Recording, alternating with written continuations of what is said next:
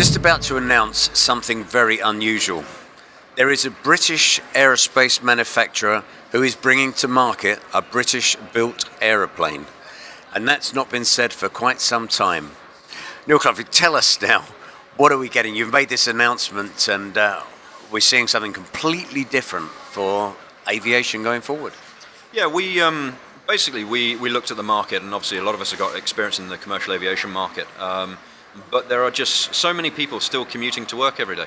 My wife was doing 4.5 hours every day into London from the Cotswolds, paying £10,000 for the privilege to go to work.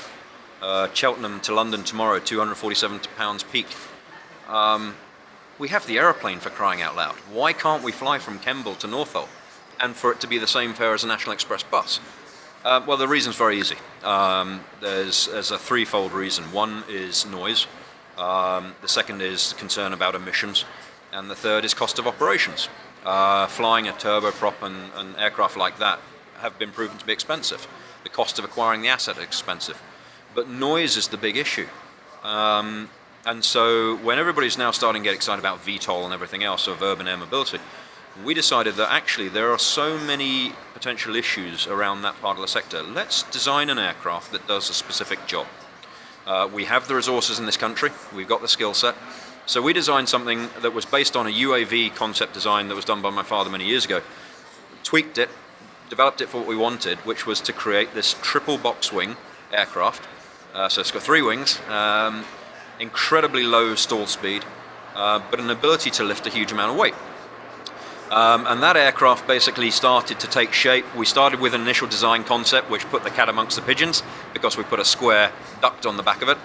That upset a lot of people, but we did that kind of out of mischief. And so that was when we launched in 2014 Faradair to start looking at this market. We've tweaked the design, Cranfield validated the wing configuration, and so now we're working with Swansea University at bringing this 6 to 10 seat hybrid aircraft. So you can either have a hybrid configuration where you take off on electric and then switch to an internal combustion engine to recharge and then recharge on landing, or as we've just announced today, because we can lift so much, and this is what we've been keeping under our sleeves for a while, we can pack this thing with batteries. We can lift more weight with this design than any existing elliptical, skinny winged, very pretty looking vehicle that may be out there. Ours is a functional beast. It is designed to take off and land in a real short space, which is key for urban. It's got the backup capability where if you're, say, flying hybrid, if you've got a single engine stoppage via fuel or whatever, you've got 10 minutes worth of electric backup. If that system fails, you've got a wing configuration that'll make you land on a football pitch. If you collide with somebody, there's a ballistic parachute recovery system and a carbon composite crash tub. So we've teamed up with partners like ProDrive in the Midlands who are working with us on the hybrid engine, Avidyne Avionics and Swansea University doing the design optimization now.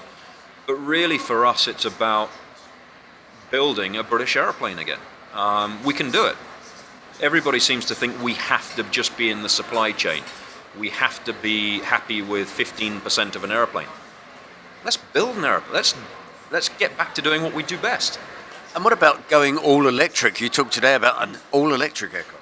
Yeah, I mean that's something that we kept guarded for a while because we were saying hybrid from day one because the battery tech is not really that advanced. It's heavy and it's lithium ion, etc. So we always said hybrid was the way to go from day one. We knew there was a chance we could do something on the electric, but of course the world's aviation press has given Zunum and Wright Flyer and these guys all a whole bunch of coverage.